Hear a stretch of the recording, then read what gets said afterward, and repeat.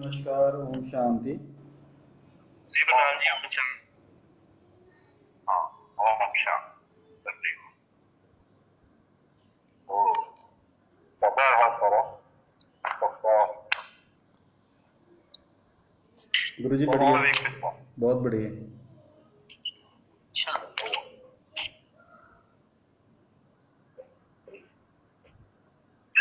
तो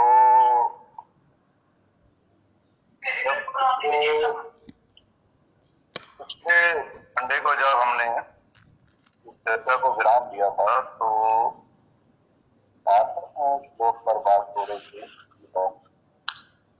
तो वो था कि इंद्रिय विषयों का चिंतन करते हुए मनुष्य की उनमें आसक्ति उत्पन्न हो जाती है और ऐसी आसक्ति से काम उत्पन्न होता है और फिर काम से क्रोध प्रकट होता है। तो इसके बारे में विस्तार से चर्चा हुई थी कि संसार में रहते हैं तो क्योंकि इंद्रियां बाहर की ओर इनको जाने का इनकी आदत होती है। ये बाहर ही देखती हैं, बाहर ही सुनती हैं। तो इनका जो है स्वभाव वो बाहर देखने का है और बाहर संसार है। तो संसार में जब ये विचरती हैं हमारी इंद्रियां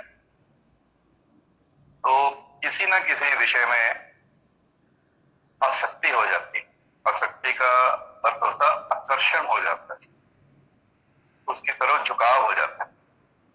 तो उससे फिर कामना पैदा होती है। कामना का अर्थ इच्छाएं। वैसे वो काम का भी जो वास्तविक अर्थ है वो भी। तो अगर तो वो पूरी हो जाती है तो उसमें राग होता है कि ऐसा ही चलता रहे, ये बदल ना जाए, इसको राग बोलते हैं। आमतौर पर तो ये पूरी नहीं होती। जब इच्छा पूरी नहीं होती है तो क्रोध जन्म लेता है। तो इसके बारे में पिछले रविवार जहां तक हमने चर्चा की थी। अब अगला श्लोक ये कहता है कि क्रोध से पूर्ण मोह उत्पन्न होता है और मोह से स्मरण शक्ति का विभ्रम हो जाता है। जब स्मरण शक्ति भ्रमित हो जाती है तो बुद्धि नष्ट हो जाती है और बुद्धि नष्ट होने पर मनुष्य भावकूप में पुनः फिर से गिर जाता है। तो पिछले श्लोक में तो ये था कि क्रोध उत्पन्न होता है जब इच्छा पूर्ण नहीं होती। तो अगले श्लोक में उस क्रोध के प्रकट हो जाने पर और क्या क्या फिर होता है उसके बारे में बताया जा रहा है। तो जब क्रोध आ गया है समझ लीजिए व्यक्ति को, तो उसमें मोह की बारिश होती है। मोह का अर्थ होता है कि उसको अब सही गलत का ज्ञान नहीं रहा, वो मोह की स्थिति होती है। तो क्रोध में क्या होता है, असल में क्या है कि व्यक्ति अपने पॉइंट को सिद्ध करने के लिए हर तरह का हथकंडा अपनाता है। वो काम दाम दंड भेद किसी भी तरह से अपना पॉइंट लादना चाहता है सामने वाला। तो इस तरह की जो प्रोसेस वो शुरू करता है उसमें क्या होता है कि उसका मोह में गिर जाना हो जाता है। अब उसको पता नहीं वो क्या बोल रहा है और उससे क्या होता है स्मरण शक्ति का नाश होता है। स्मरण शक्ति मेमोरी। मेमोरी क्या कि आप जिसको बोल रहे हो वो आपका क्या है, उसके साथ आपका रिश्ता क्या है, ये आप भूल जाते हैं। जब क्रोध में होते हैं तो सामने वाले के साथ आपका व्यवहार कैसा होना चाहिए, कैसा आपका व्यवहार अच्छे समय में होता रहा है उसके साथ, और उसके साथ आपका रिश्ता क्या है, ये भूल जाते हैं। स्मरण शक्ति का नाश होता है। और जब स्मरण शक्ति भ्रमित होती है तब बुद्धि नष्ट हो जाती है। तो बुद्धि क्या होती है कि उसने मन को रोकना होता है कि तेरी जो दिशा है वो गलत है। तो बुद्धि का नाश होता है। अब अब उसको दिशा का कोई पता नहीं। अब जो चाहे वो बोले, उसका एक ही लक्ष्य होता है कि सामने वाले को झुकाना है। अपना पॉइंट चाहे सही है चाहे गलत है, कई बार तो बोलने वाले को पता ही होता है कि मैं गलत बोल रहा हूं। तो वो जैसे पहले भी एक आया था कि वो कौन है जो ये करवाता है, कि मैं तो नहीं ऐसा करना चाहता कि मैं बिना कारण ही ऐसे ही बोलता जाऊं, अपने क्रोध में किसी को मैं आहत करता रहूं, उसको पीड़ा पहुंचाता रहूं। ऐसा कौन है, कौन करवाता है? मैं तो नहीं करना चाहता। आम लोग ऐसे ही बोलते, पता नहीं कैसे हो गया जी, मैंने तो ऐसे नहीं कहा था, ना मैंने कहना ही था, पर कह हो गया। तो वो जो कह हो गया ना, वो कह इसलिए हो गया कि ये हमारा मेन स्वभाव है जन्म जन्म से, क्रोध, जो कि कामना के बाद उत्पन्न होता है। तो उससे मोह पैदा होता है, मोह से स्मरण शक्ति का नाश होता है। आप भूल जाते हो सब कुछ भी, इसके साथ मेरा कैसा रिश्ता है, तो वो रिश्ता आपसे कैसी आशा करता है कि आप किस तरह से बोलो, ये भूल जाते हैं। तो बुद्धि का नाश होता है, और बुद्धि के नाश होने से फिर भाव सागर में डूब जाते हैं। अब ये भाव सागर के बारे में बहुत बार बताया है, ये भावनाओं का सागर। भाव का मतलब भावनाओं का, संसार का भी है। तो इसके सागर में डूब जाते हैं। इसके सागर में डूबना क्या होता है कि नष्ट हो गए, यानी कि पतन हो गया, आपका समय भी नष्ट हुआ, वो जो रिश्ता था दोनों में उसमें भी खटास आई, और बाद में पश्चाताप आपके पास रह जाता। पछताने के अलावा और कुछ नहीं होता जब क्रोध आता है। तो लेकिन जो लोग इस रास्ते के होते हैं अध्यात्म के, तो साधना में है, उनको ये 1 सेकंड का भी 100वां हिस्सा तक उनको स्पष्ट नजर आता है। तो ये क्रोध ऐसे ही नहीं आ जाता है, इसके पहले उबाल बनता है उनको। अब लोग कहते हैं देखो जी हमारे दिल में तो कुछ नहीं था, हमने ये ऐसे ही कह दिया। वो बिल्कुल झूठ बोलते हैं। वो पहले दिल में ही होता है, वो दिल में रहते रहते इतना बड़ा होता जाता है कि अब वो रोकने में सक्षम नहीं रहते। वो मुंह से फूटता है। वो क्या फूटता है?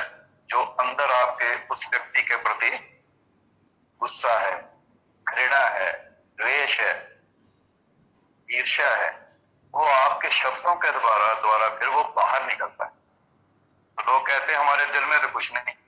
इस पर कभी यकीन न करें जब कोई ये कहे कि मेरे दिल में तो कुछ नहीं था। वास्तव में सब कुछ मन में ही होता है। वो पहले कोशिश करता है रोकने की, रोकता रहता है, पर इतनी कैपेसिटी नहीं होती उसकी, क्योंकि पेशेंस नहीं होती, तो वो उठ जाता है। तो ऐसे व्यक्ति से पूर्ण रूप से सावधान रहे, जो क्रोध में अंट शंट बकने के बाद आपको ये बोले कि मेरे दिल में कुछ नहीं। क्योंकि वो जो दिल में इतना वो कुड़ता रहता है, वो उसके मन में क्रोध को पैदा करता है। वो इतना उबल जाता है, फिर वो मोह में चला जाता है। ये बताने में देर लग रही है, जब ये घटना घटती है तो 1 सेकंड में नहीं लगता, तो शुरू हो जाता है काम। तो इसका फिर क्या करें, आगे का क्या कहते हैं वो? तो कहते किंतु समस्त राग तथा द्वेष से मुक्त एवं अपनी इंद्रियों को संयम द्वारा वश में करने में समर्थ व्यक्ति भगवान की पूर्ण कृपा प्राप्त करता है। अब ये गारंटी है, ये भगवान श्री कृष्ण जी के द्वारा बहुत ही एक महत्वपूर्ण बात कही जा रही है। तो कहते हैं कि राग और द्वेष से जो मुक्त हो गए जो लोग, और अपनी इंद्रियों को उन्होंने संयम के द्वारा अपने वश में कर रखा, उन लोगों को भगवान की कृपा प्रसाद के रूप में मिलती। अब इतने लोग पूजा पाठ करते हैं, मंदिर जाते हैं, माथा रगड़ते हैं, तीर्थ यात्रा करते हैं, पता नहीं किधर किधर जाते हैं, लेकिन वो राग और द्वेष के ऊपर विजय प्राप्त नहीं है, तो ऐसे लोगों को भगवान की कृपा प्राप्त नहीं होती। वो बार बार इसी तरह से किसी न किसी विषय में डूबकर अपना समय नष्ट करते हैं, अपनी भक्ति जो थोड़ी बहुत उन्होंने की होती है उसको नष्ट करते हैं, और आसपास के वातावरण को भी विषैला बनाते हैं, नेगेटिव बनाते हैं। तो ऐसे लोगों के लिए उन्होंने स्पष्ट कहा है भगवान जी ने, वो कह रहे हैं कि राग और द्वेष पर पहले विजय प्राप्त करो। वो जो राग और द्वेष से मुक्त हो जाते हैं जब, तो अपनी इंद्रियों के ऊपर उनका संयम बनता है। अब ये इंद्रियां अपने आप नहीं कुछ कर पाती, उनको खींच के नहीं ले जाती। जैसे आंख जो है ये मुख्य हमारी इंद्रिय है जो देखती, अगर आंखें बंद कर लें तो बहुत कुछ नहीं नजर आता है, तो शांति होती है। इसीलिए ध्यान करते वक्त वो बोलते हैं, ये विधान है कि आंखें बंद कर लो। उसका अर्थ यह है कि ना कुछ नजर आएगा तो ना ही आप भटकोगे। तो ये स्टार्टिंग, जब इस साधना में हम मैच्योर हो जाते हैं, परिपक्व हो जाते हैं, तब हमें आंखें बंद करने की जरूरत नहीं होती। तब आंखें खोले हुए ही आप अपनी इंद्रियों को वश में रखते हैं, और किसी को इसकी कानों कान खबर भी नहीं होती कि आप तो ध्यान में मगन हो। आंखें तो खुली हैं लेकिन ध्यान में हो। तो इस तरह से जो संयमित लोग होते हैं, इनका मन के ऊपर कंट्रोल हो गया है, राग द्वेष से वो मुक्त होते हैं, ऐसे व्यक्तियों के लिए अपनी इंद्रियों को वश में करना बहुत सुगम होता है। तो ऐसे लोग जब मंदिर में या वैसे ही योग ध्यान करते हैं तो भगवान की कृपा उनको सीधी प्राप्त होती है। तो क्या करना चाहिए? राग से बचें। जब सुख का समय होता है तब मन में व्यक्ति का यही रहता है कि यह समय अब बदल ना जाए, ऐसा ही सुख सुख मिलता ही रहे, दुख कभी ना हो। तो ये राग होता है। अब क्योंकि हर एक चीज ही परिवर्तनशील है, तो ये स्थिति तो बदलनी है, वो सुख ने दुख में बदल ही जाना है। पर आप उसमें हम जाने के बैठे रहते हैं कि नहीं नहीं नहीं ये बदलना नहीं चाहिए। वो कहते हैं बदलना नहीं चाहिए, लेकिन बदलना तो स्वभाव है, तो वहां पर फिर दुख और क्रोध पैदा होता है। तो जब दुख पैदा हो गया, अब वो व्यक्ति पिछला याद करता है जब सुख था, वो तब उसको ना इस दुख से होती है घृणा, इसको द्वेष बोलते हैं कि ये समय ना आए, ये समय जल्दी से चला जाए। उस समय ने आना भी है, और जितना उसका अपना टाइम पीरियड है उसमें उसने रहना भी है। तो हम पेशेंस नहीं रखते। जब पेशेंस नहीं होती है तो ये समय गुजरता नहीं। सुख का समय तो ऐसे गुजर जाता है, लेकिन दुख में जब पड़ता है कोई तो वो समय बीतता नहीं है जल्दी। समय ने अपनी गति पर चलना है, पर वो व्यक्ति सोचता है जल्दी जल्दी चला जाए, ये दुख जल्दी चला जाए। इसी इम्पेशंस के कारण, इसी अधैर्य के कारण वो अति दुख का अनुभव करता है। पेशेंस बहुत बड़ी बात है, क्योंकि समय ने तो बदल ही जाना है। आज अगर ऐसा है तो कल वैसा हो जाएगा, और जब वैसा होगा तो फिर से ऐसा हो जाना है। इसमें कोई चिंता की बात नहीं है। ये कभी अपने जीवन में ध्यान से देखिए, एक ही तरह का सुख और दुख एक साइकिल में घूम रहा है। सुख की अपनी अवधि है, टाइम पीरियड, उसके बाद उसने दुख में अपने आप कन्वर्ट हो जाना है, उसका भी समय, तो उसने भी खत्म हो जाना, और फिर से यही पीरियड शुरू हो जाना सुख का। तो ये जो अंतराल होता है इसमें हमने पेशेंस रखनी है, धीरज रखना है, सुख में भी धीरज ही रखना है, क्योंकि व्यक्ति को ये जानना चाहिए कि ये हमेशा रह जाने वाला नहीं है समय। तैयारी रखनी चाहिए आने वाले समय। तो वो ऐसा तो तभी कर पाते हैं जब हम सहज होते हैं, सहज कि जैसा समय चल रहा है उसी के अनुरूप हम अपने को ढाल लेते हैं, तो समय बीत जाता है और दुख से भी बाहर आ जाते हैं। तो इस प्रकार से परमात्मा में तुष्ट व्यक्ति के लिए संसार के तीनों ताप नष्ट हो जाते हैं और ऐसी तुष्ट चेतना होने पर उसकी बुद्धि शीघ्र ही स्थिर हो जाती है। ये अगला श्लोक। जब हम कहते हैं कि राग और द्वेष से वो मुक्त हो जाए, इंद्रियां उसके वश में हो जाए, भगवान की उसके ऊपर कृपा हो जाए, तो ऐसे व्यक्ति के लिए संसार में जो तीन ताप गिने गए हैं, तीन दुख गिने गए, वो उसके लिए समाप्त हो जाते, नष्ट हो जाते हैं।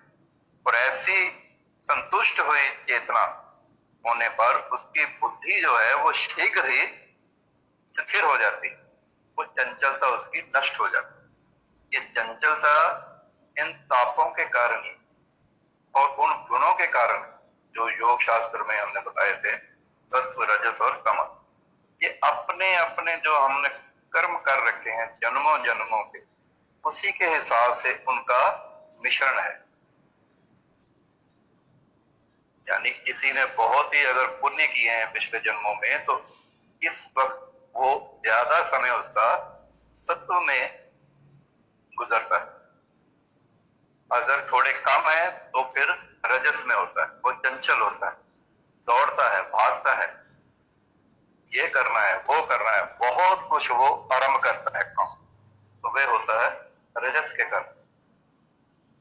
जब वो तीसरा गुण हावी होता है, पीछे कुछ भी ना करके आया हुआ पिछले जन्मों में, तो इस जन्म में वो आलस्य का शिकार होता है, उसको बोलते हैं तमस। वो रोकता है व्यक्ति को कुछ भी करने से, ना तो भगवान की तरफ उसका ध्यान जाने देता है, ना ही संसार की तरफ जाने देता है। वो चाहता है कि बस बैठे रहो, कुछ नहीं करना, तो वो होता है तमस। तो तीन ताप होते हैं।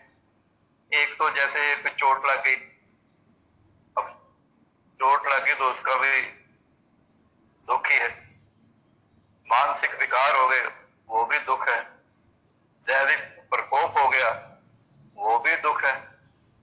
तो पर लेकिन जो कह रहे हैं कि जिसका राग और द्वेष नष्ट हो गया, इंद्रियां उसकी वश में हो गई, उसके कारण जो भगवान की उसके ऊपर कृपा होती है, तो ये तीनों ताप ही उसको दुख नहीं देते और उसकी बुद्धि स्थिर हो जाती। स्थिर का अर्थ है वो चंचलता नहीं रहती और भागम भाग नहीं रहती, उसकी बुद्धि उसको स्पष्ट रास्ता दिखाती कि ये रास्ता जाता।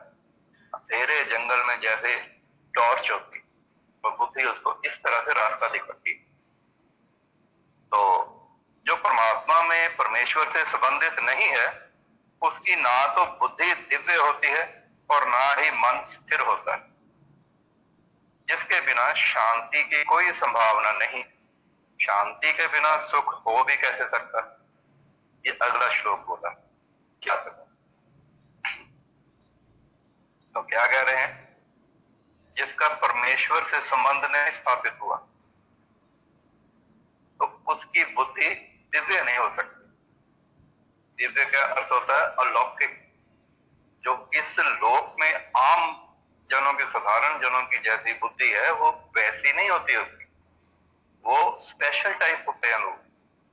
कौन लोग? जिनमें राग द्वेष समाप्त है, इंद्रियां वश में है, भगवान की कृपा है और जिसके पाप तीनों नष्ट हो चुके हैं, ऐसे लोगों की जो बुद्धि है वो स्थिर हो जाती। तो जब ऐसे लोगों की तो बात हो गई, अब जो ऐसे नहीं है, जिन पर भगवान की कृपा नहीं हुई। कहने का तात्पर्य ये है कि उनकी इंद्रियां वश में नहीं हुई। उसका अर्थ ये हुआ कि राग द्वेष से वो मुक्त नहीं हुए। तो ऐसे लोगों पर भगवान की कृपा नहीं होती। तो कृपा नहीं होती तो उसको कोई ना कोई ताप सताता रहता है। वो भौतिक हो, दैविक हो, आध्यात्मिक हो, कुछ भी हो, कुछ ना कुछ ताप उसको दुख में पड़े रखता है। तो कहते हैं कि फिर शांति कैसे हो? ऐसी जिसकी बुद्धि स्थिर ही नहीं है उसको शांति संभव नहीं है। शांति के लिए आपको विचारों से मुक्त होना है। विचार कैसा भी हो वो आखिर में दुख में ही ले जाने वाला। तो विचारों से मुक्त होने के लिए कहते हैं कि इंद्रियां वश में, भगवान की कृपा है, ताप नष्ट है तो बुद्धि स्थिर होगी। और उल्टा होता है जब हम इसमें नहीं होते। बहुत सारे लोग तो भगवान को मानते ही नहीं जी, है ही नहीं। तो ये वैसे संभावना ये होती है जो ऐसा कहे वही सबसे बड़ा भक्त बनने वाला होता है। तो वो तो उस पर अगर कृपा हो जाए किसी महापुरुष की तब, वरना तो सारी लाइफ की इसी तरह निकलती है कि भगवान नहीं है। जब भगवान नहीं है तो किसी का डर नहीं। जब डर नहीं है तो अपनी मन मर्जी करता है। मन मर्जी करता है तो बुद्धि का नाश होता है। बुद्धि का नाश होने से वो सारा कुछ समाप्त हो जाता है जिसके लिए वो इस धरती पर आया था। आया तो था भगवान के साथ एक होने के लिए, उनको जानने के लिए, उनके धाम में जाने के लिए, दुखों से छूटने के लिए। लेकिन उस पर किसी की कृपा नहीं। भगवान से पहले किसी गुरु की कृपा होनी बहुत जरूरी है। भगवान को पहचानना बड़ी टेढ़ी खीर है। वो ऐसे ना समझे कि किताब पढ़ ली है तो ये उसकी प्रॉपर्टीज हैं भगवान की, तो उसको याद कर लिया है तो बस काम बन गया। अब वो जो मूल मंत्र है, एक ओंकार सतनाम कर्ता पुरख निर्भय निर्वैर अकाल मूरत अजूनी एवं गुरु प्रसाद, अब इसको रट्टा लगाया हुआ है सब। तो ये वास्तव में तो ये है उस परमेश्वर के, परमात्मा के गुण है, ये प्रॉपर्टीज हैं। गुणों का बखान किया जा रहा है। वो इसलिए किया जा रहा है कि कभी ना कभी कोई जागेगा और इन गुणों को समझेगा। जब समझेगा तो परमात्मा की ओर चलेगा। जब चलेगा तो कोई ना कोई महापुरुष उसको मिल जाएगा। जब मिल जाएगा तो रास्ता आसान है, उन्होंने बता ही देना है कि ये तो इस तरह से। तो कहने का अर्थ है कि अगर आप कोई मंत्र भी जपते हैं तो उसका अर्थ पता होना चाहिए। अर्थ जान करके आप अगर उसको जप करोगे तो वो मंत्र फलेगा। वरना तो जैसे तोता रटंत बोलते हैं तो कि तोते की तरह रट लिया है, जैसे ओम नमः शिवाय ओम नमः शिवाय ओम नमः शिवाय, ठीक है बोलते हो।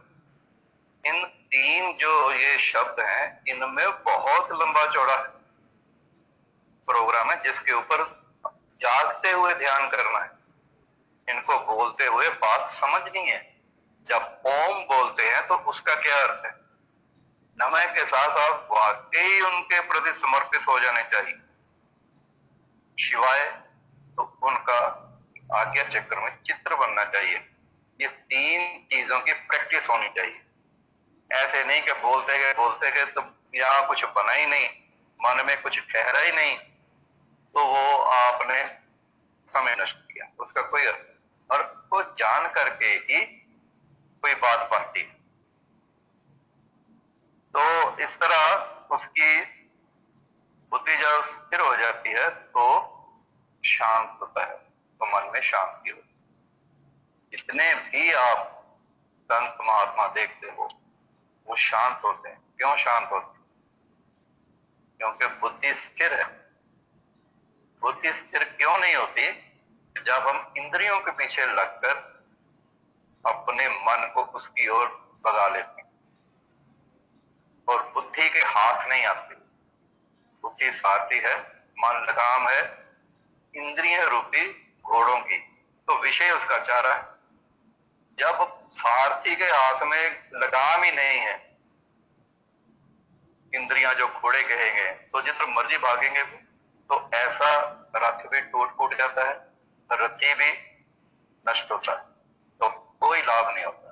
तो बुद्धि को स्थिर करना ही सभी पूजा पाठ का, योग का, हठ का ये लक्ष्य है। सभी लोग इसी तरफ को जाना चाहते हैं कि मन शांत हो जाए। तो फिर कहते हैं, जिस प्रकार पानी में तैरते नाव को प्रचंड वायु दूर बहा ले जाती है, उसी प्रकार विचरणशील इंद्रियों में से कोई एक जिस पर मन निरंतर लगा रहता है, मनुष्य की बुद्धि को कर लेती है। आप कल्पना कीजिए कि तूफान आया हुआ है समुद्र में, तो नाव है लेकिन उसमें कोई बैठा नहीं है कंट्रोल करने के लिए, तो तेज हवा जो है वो पानी में तैरती हुई नाव को कहीं भी ले जाती और ले जाकर के किनारों से टकरा के या चट्टान से टकरा के उसको नष्ट कर देती। उसी प्रकार कह रहे हैं कि ये जो विचरणशील यानी चलने फिरने वाली, घूमने वाली, भागने वाली ये जो इंद्रियां हैं, इनमें से कोई भी एक जिस पर के मन लगा रहता है लगातार, मनुष्य की बुद्धि को हर लेती। अब हमने पहले भी कई बार बताया है, ये जो 5 हैं, काम, क्रोध, लोभ, मोह, अहंकार, राग और द्वेष, इनके बाई प्रोडक्ट्स, तो जरूरी नहीं है ये सातों के सातों ही किसी में हो। वो तो बहुत ही भाग्यहीन होगा जिनमें ये सातों ही हो। तो इस श्लोक में भगवान श्री अर्जुन को कह रहे हैं कि भाई एक ही इंद्री काफी है। वो एक ही मनुष्य को जिसमें कि उसका मन लगा रहता है, पांचों में नहीं होते कभी भी। यानी कोई ऐसे होते हैं जो काम में ज्यादा होते हैं, तो कई लोग होते हैं उनको क्रोध बहुत आता है, तो कई लोगों में ये दोनों नहीं होते लेकिन वो लोभी होते हैं, और फिर मोह होता है, फिर अहंकार तो आ ही जाना है जब ये सब कुछ हो जाना। तो ये स्थिति बनी रहे उसके लिए राग बन गया है। ये स्थिति बदले ना, ये राग है, ये बदल जाती है। वो सुख का अनुभव कर रहे थे ना इंद्रियों के द्वारा, तो वो द्वेष पैदा होता। हम बार बार ये बात बोलते हैं कि सुख और दुख जो है इसके कारण है कोई ना कोई। सुख का भी कारण है, दुख का भी कारण। तो जिसका कारण होता है वो स्थायी नहीं होता, वो कभी ना कभी वापस हो जाएगा, हट जाएगा। तो कहने का तात्पर्य यह है कि सुख दुख में ना तो सुख में उछलना चाहिए, ना दुख में टूटना चाहिए। इन दोनों को सहन करना चाहिए। तब वो तीसरा आयाम पैदा होता है, डायमेंशन, जिसको आनंद बोल। वो जो आनंद है वो बिना कारण, और जो बिना कारण के होता है वो कभी नष्ट नहीं होता। जैसे भगवान परमात्मा परमेश्वर ये बिना कारण के है, ये अपने आप से है, किसी ने इनको बनाया नहीं हुआ है, ये अपने आप से स्वयंभू है। तो इस कारण इनका नाश नहीं हो सकता। तो जिनकी इंद्रियां वश में नहीं रही वो ऐसे ही है जिसकी, जैसे नाव कोई तेज बहाव में हो और कोई संभालने वाला ना हो, जैसे वो नष्ट होती है वैसे ही जीवन नष्ट हो जाता। वो आगे का है, वो कह रहे हैं, अतः हे महाबाहु, जिस पुरुष की इंद्रियां अपने अपने विषयों से सब प्रकार से विरक्त होकर उसके वश में है, उसी की बुद्धि संदेह स्थिर है। अब फिर से इस 68वें श्लोक में भगवान कहते हैं कि हे अर्जुन, हे महाबाहु, कि जिस पुरुष की इंद्रियां अपने अपने विषयों से सब प्रकार से विरक्त होकर उसके वश में है, तो आखिर कान है तो ये भद्र सुने, अच्छा सुने, आंखें हैं तो ये अच्छा देखे, नाक के द्वारा जो सूंघा जाता है वो अच्छा हो, रसना के द्वारा जो स्वाद लिया जाता है वो सात्विक हो, मधुर हो। तो बाकी इंद्रियों के द्वारा जो भी किया जाता है वो उससे इंद्रियां उपरत हो जाएं, यानी पीछे हट जाएं। जैसे वहां बोला था योग शास्त्र में, वो प्रत्याहार था कि इंद्रियां अपने विषयों से पीछे लौटती, अंदर जाती, पीछे को देखती। कहते हैं कोई बिरला ही धीर पुरुष इस तरह से पीछे मुड़ता है, वरना तो इंद्रियों के द्वारा संसार में ही विचरण है, संसार में ही रहना है, संसार में फिर दुख है। तो उसका जो यम नियम आसन प्राणायाम, फिर 5वां स्टेप था प्रत्याहार, तो इंद्रियां वापस लौटती। तो इस श्लोक में वही बात कह रहे हैं भगवान श्री कि जिस पुरुष की इंद्रियां अपने अपने विषयों से सब प्रकार से विरक्त होकर उसके वश में आ गई है, तो उसी की बुद्धि बिना शक स्थिर है।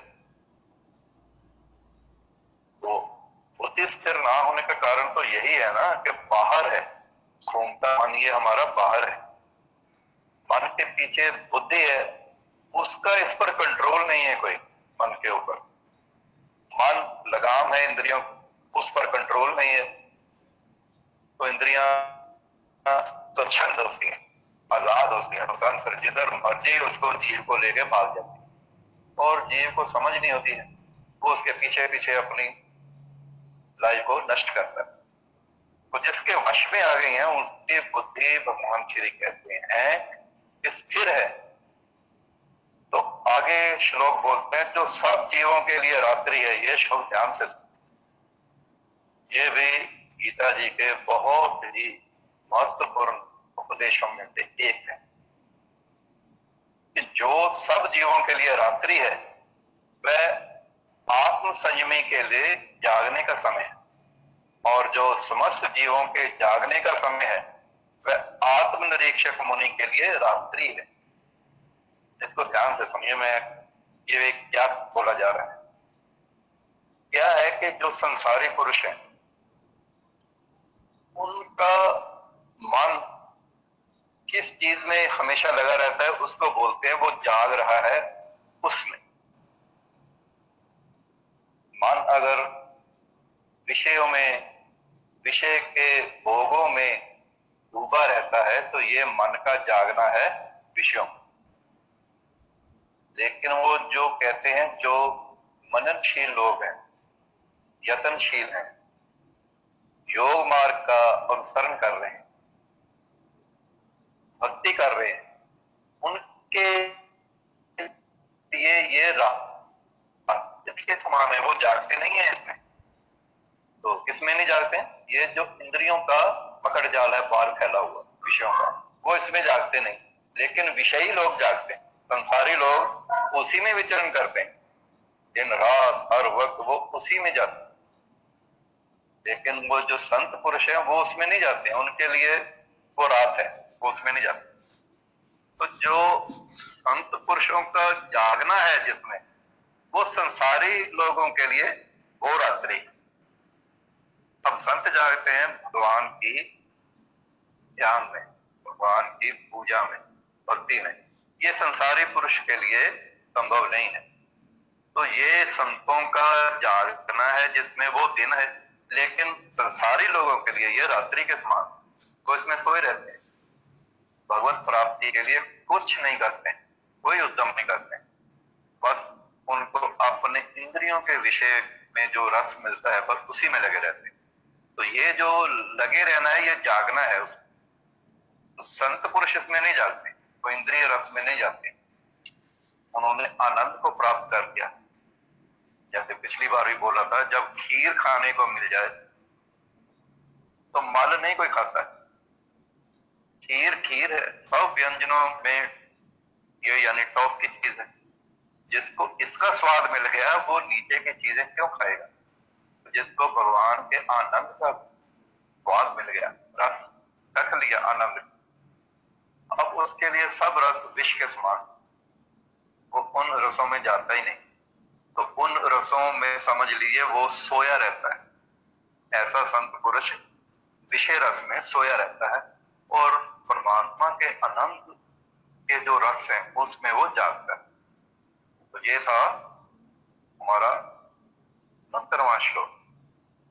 तो आगे के श्लोक में भगवान श्री कहते हैं, जो पुरुष समुद्र में निरंतर प्रवेश करती रहने वाली नदियों के समान इच्छाओं के निरंतर प्रवाह से विचलित नहीं होता और जो सदैव स्थिर रहता है, वही शांति प्राप्त कर सकता है। वह नहीं जो ऐसी इच्छाओं को तुष्ट करने की चेष्टा करता। तो ये भी बहुत ही महत्वपूर्ण, बहुत ही प्यारा श्लोक। इसमें वो स्पष्ट रूप से फिर से वही बात करते हैं, जैसे कितनी नदियां गिरती, अब संसार की नदियां समुद्रों में ही गिरती, लेकिन समुद्र शांत रहता है, वो उछल नहीं जाता है। जितना मर्जी जल उसमें आता रहे, वो अपनी सीमा का अतिक्रमण नहीं करता, बाहर नहीं निकल जाता। तो ऐसे जैसे समुद्र में इतनी नदियां के आने के बावजूद वो शांत रहता है, उसी तरह इच्छाओं के निरंतर प्रवाह से भी यह व्यक्ति विचलित नहीं होता। जैसे समुद्र विचलित नहीं होता, डिस्टर्ब नहीं होता नदियों के प्रवाह से, इसी तरह ये जो साधक है, योग मार्ग का हो चाहे भक्ति मार्ग का हो, ये जो साधक है ये भी विचलित नहीं होता। इससे वो जो इतनी विषयों की इच्छाएं, उनका भी समुद्र ही है, वो समुद्र उसके मन में आता रहता है, लेकिन उसका मन विचलित नहीं होता। जैसे हमने कई बार बताया है कि ये जो विचार हैं, ये तो बाहर इसका अथाह समुद्र है। ये 72,000 विचार एक सेकंड में हमारे ब्रेन से टकराते हैं। इतना भयंकर समुद्र है ये भव सागर। तो जैसे उस समुद्र में नदियों के इतने गिरने के बाद भी वो समुद्र शांत रहता है, गर्व नहीं होता, उसी तरह ये जो विचारों के इतने जबरदस्त शोले आते हैं मन में, तरह तरह की इच्छाओं के जो यहाँ टकराव होता है, ये मन उसका, उस व्यक्ति का विचलित नहीं होता, डिस्टर्ब नहीं होता और स्थिर ही बना रहता है। स्थिर कहाँ रहता है? वो जहां उसका टिक के है, अंदर एक पॉइंट है, सब हम सब के अंदर वो ऐसा पॉइंट है जो शांति का पॉइंट है। वो उसके ऊपर ध्यान टिका के बैठा है। ये टकराती नहीं लहरें, उसको कोई फर्क नहीं, वो देखता है, ऐसी बात नहीं, उनको पता नहीं चलता, वो पागल नहीं होता है, पता पागल को भी नहीं चलता। पागल को पता इसलिए नहीं चलता भी उसकी बुद्धि नहीं है। ये उससे इसलिए विचलित नहीं होता क्योंकि इसकी बुद्धि बहुत तीक्ष्ण हो गई है। इसने अपनी इंद्रियों को मन की लगाम पकड़ के वश में कर रखा है, तो इसके लिए भी वो स्थिर रहता है। वो ऐसा ही साधक व्यक्ति शांति प्राप्त कर सकता है। तो जब मन स्थिर है, हिलता डुलता नहीं है, तो शांति। वो कहते हैं वो नहीं जो ऐसी इच्छाओं को तुष्ट करने की चेष्टा करता, वो व्यक्ति शांत नहीं हो सकता। जो ये जो इच्छाएं टकराती रहती हैं मन में, उनको पूर्ण करने की चेष्टा करता रहता हो, वो शांत नहीं हो सकता है। तो शांत कौन हो सकता है? जिसकी बुद्धि ने मन की लगाम के द्वारा इंद्रियों रूपी घोड़ों को वश में कर लिया है। अब वो विषयों रूपी चारे के पीछे भागने नहीं देता उसको, बुद्धि रूपी सारथी। तो ऐसी की फिर बुद्धि स्थिर होती, स्थिर बुद्धि का ही काम है कि इंद्रियों को वश में कर ले। उनके बस की बात नहीं है। ये कह रहे हैं कि जो इंद्रियों को संतुष्ट करने के लिए ही भागा फिरता हो, वो शांत नहीं होता, वो शांति को प्राप्त नहीं होता।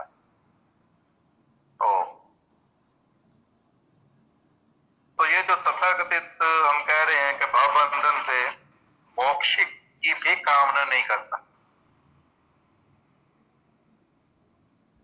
तो भगवान के भक्तों को कोई भौतिक इच्छा रहती ही नहीं है, इसलिए वो पूर्ण शांत रहते हैं। इच्छा नहीं है ना, मतलब से अपनी इंद्रियों को वश में कर लिया तो इच्छा नहीं है। तो ऐसा नहीं है कि कुछ मिल जाए तो ये भाग जाए, नहीं, वो भागते भी नहीं है। कुछ मिल जाए तो वो ले लेते हैं प्रसाद के रूप में, जैसे भगवान ने उनको प्रसाद के रूप में वो चीज दी है, वो उसका उपयोग करते हैं, भागते नहीं है, नीरस नहीं हो जाते ये लोग। ये इतना फैला रखा था लोगों में कि देखिए ये जो संत पुरुष होते हैं इनको नंग दड़ंग होकर के तो जंगलों में चले जाना चाहिए, इनको कपड़े नहीं पहनने चाहिए। अगर कपड़े पहनने हैं तो उसका रंग भी निश्चित कर देते हैं कि यही पहनना है। अब कोई पूछे भाई कपड़ों से किसी के मन का क्या है, उसकी अगर बुद्धि स्ट्रांग है, मन को उसने अपने कंट्रोल में कर रखा है, तो कपड़े से क्या होगा। तो ये तो इस तरह लगता है जैसे ना संतों को ये लोग जाते हैं संसारी लोग, सजा दो इनको। जिसने भगवान को पहचान लिया हो, परमात्मा को पहचान गया कोई, तो उसको सजा देनी चाहिए क्या। वो तो उसकी इच्छा है कि वो कुछ पहने ना पहने, कोई मर्जी है उसकी, लेकिन लोग उसको ये मजबूर करेंगे कि अगर जी इसने परमात्मा को पाया होता तो कपड़े क्यों पहन रहा है, ये लंगोटी लगाए और जाए जंगलों में। देखो क्या बात है, ये जो लंगोटी लगाने वाले जंगलों से जब समाज में आते हैं ना, तो उन्हीं के प्रताप से ये समाज चलता है, इसकी दिशा ठीक रहती है उनकी सोच के कारण। तो वैसे भी कपड़ों से किसी के धोखे में मत आओ, वो कपड़ा तो कोई भी पहन लेगा, जब वो बोलता है उसी से बात समझ आ जाती है ये क्या बोलता है। तो कपड़ों का क्या करेंगे हम। अगर कोई सफेद कपड़ा पहन के घूम रहा है, कोई भगवा कपड़ा पहन के घूम रहा है, कोई बिना कपड़े के घूम रहा है, वो जब बोलते हैं तो समझ आ जाती है कि सारा पखंड है। तो कपड़ों का उनसे कोई अर्थ नहीं लेना चाहिए, कहने का अर्थ ये है। तो फिर आगे वाला श्लोक बोल रहे हैं, जिस व्यक्ति ने इंद्रिय तृप्ति की समस्त इच्छाओं का परित्याग कर दिया है, जो इच्छाओं से रहित रहता है और जिसने सारी ममता त्याग दी है तथा अहंकार से रहित है, वही वास्तविक शांति को प्राप्त कर सकता है। अब भगवान श्री लगातार उपदेश दे रहे हैं कि शांत कौन हो सकता है, किसको शांति मिल सकती है। ये पिछले श्लोकों में भी शांत चित्त के उन्होंने लक्षण बताए। अब इसमें बता रहे हैं कि जिसने इंद्रिय तृप्ति को समस्त इच्छाओं का परित्याग कर दिया है, इंद्रियों की तृप्ति करने के लिए जितनी भी इच्छाएं कामनाएं उठती हैं उसने त्याग दिया। उस व्यक्ति ने जिसने ये काम कर लिया और जो इच्छाओं से रहित रहता है, कोई इच्छा नहीं उठती उसको, और जिसने सारी ममता को त्याग दिया। ममता क्या होती है, मेरा, मेरापन, ये मेरा है। तो वो ऐसी स्थिति में चले जाते हैं कि उनको लगता ही नहीं है कि ये छोटी सी चीज ही मेरी है, वो सोचते हैं कि सारी सृष्टि मेरी है। अब जैसे एक दो दिन पहले स्टेटस पर किया था कि भक्त भगवान को ढूंढता नहीं है, अगर ढूंढ ढूंढेगा तो वो दो होंगे, एक ढूंढने वाला, एक जिसको ढूंढा जा रहा है, तो वो दो होंगे। होता क्या है कि भक्त स्वयं ही भगवान बन जाता है।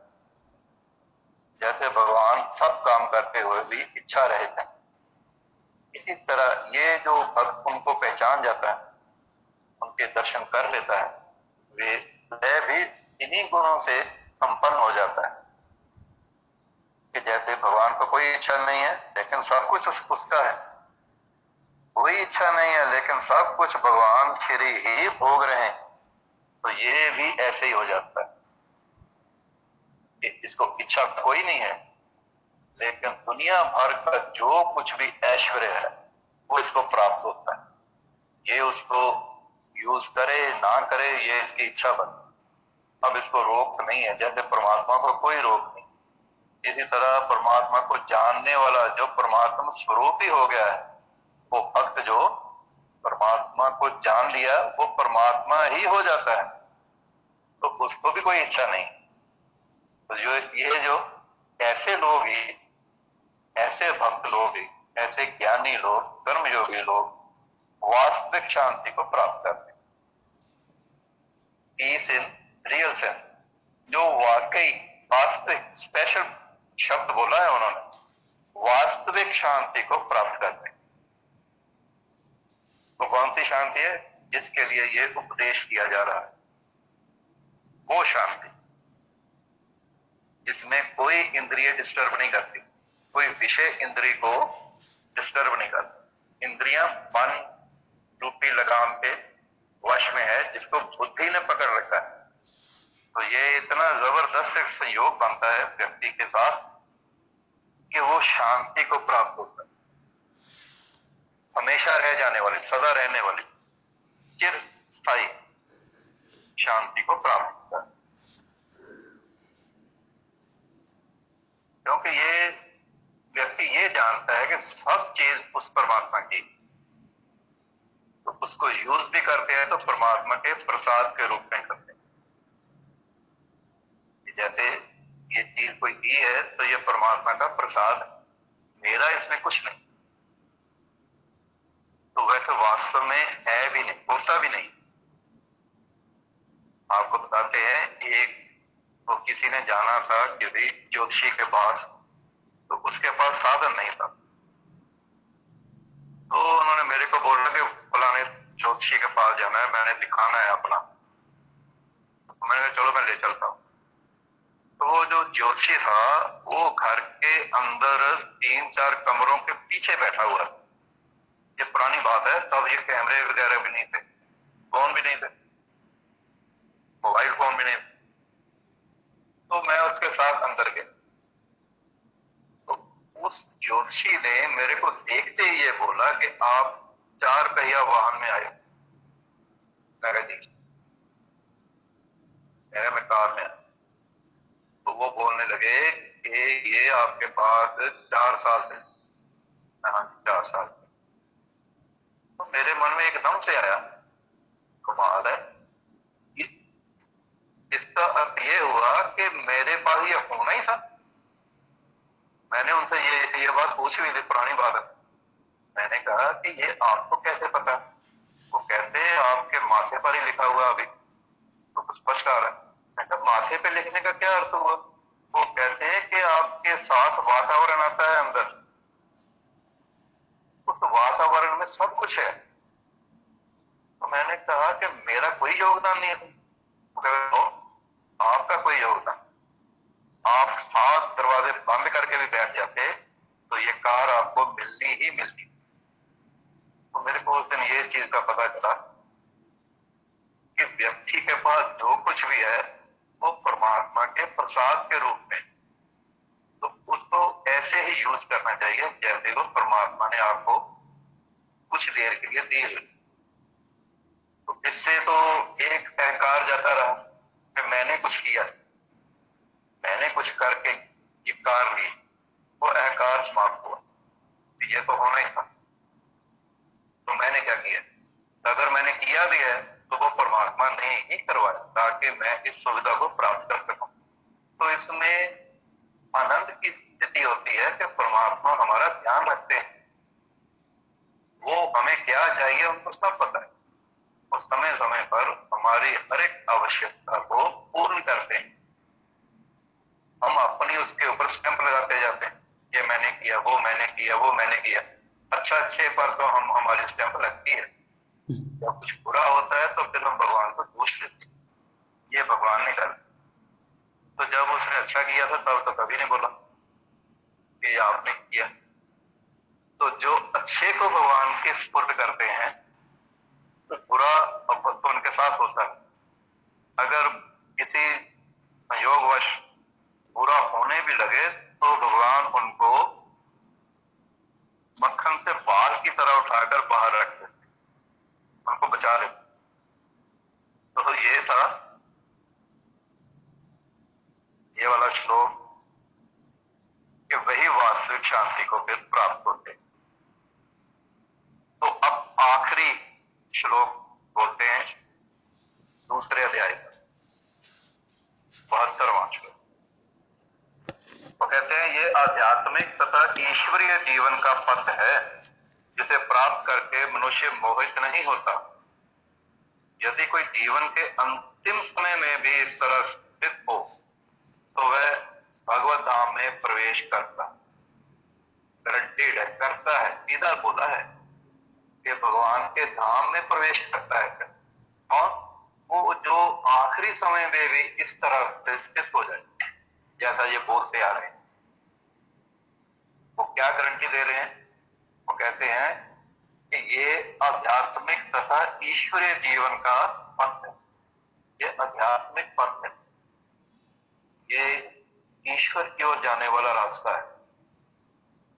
इसे प्राप्त करने के बाद जो इस पर चल दिया और चलते चलते वो इतना ऊंचा उठता है कि वो मोहित नहीं होता है, मोहित कर उसकी बुद्धि भ्रम में नहीं पड़ती है। और यदि कोई जीवन के अंतिम समय में भी इस तरह से स्थित हो जाए तो भगवान के धाम में वो प्रवेश पाता है। तो आज हमने दूसरा अध्याय गीता जी का संपूर्ण किया। तो अगले रविवार अध्याय 3 शुरू करेंगे जिसे कर्म योग भी कहा जाता है। और गीता ये कर्म के सिद्धांत के लिए ही जाती है, कर्म करना है, कैसे करना है। तो दूसरे अध्याय तक यात्रा समाप्त करते हुए अगर किसी ने कुछ जिज्ञासा करनी है, पूछना है तो आप पूछिए।